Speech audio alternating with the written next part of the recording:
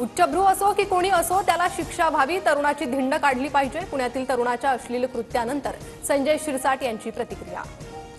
काँग्रेसची मस्साजोग ते बीड सद्भावना यात्रा. आज आणि उद्या सद्भावना यात्रेत मोठ्या संख्येनं नागरिक सहभागी.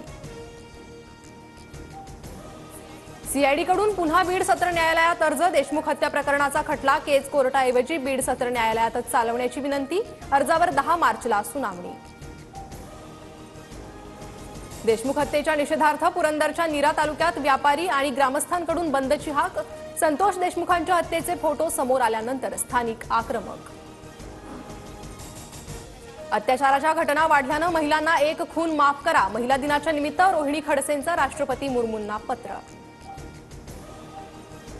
उद्धव ठाकरे हे विश्वासघाताच्या राजकारणाचे महामेरू. स्वतःचे पाय चिखलात माखले असताना दुसऱ्यांवर बोलू नये.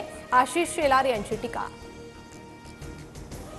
मुंबई गोवा महामार्गात कोट्यवधींचा डांबर घोटाळा झाल्याचा आरोप. याचिकेतील कंपनी मंत्री उदय सामंतांच्या वडिलांची असल्याची माहिती. पुढील सुनावणी 9 एप्रिलला होणार.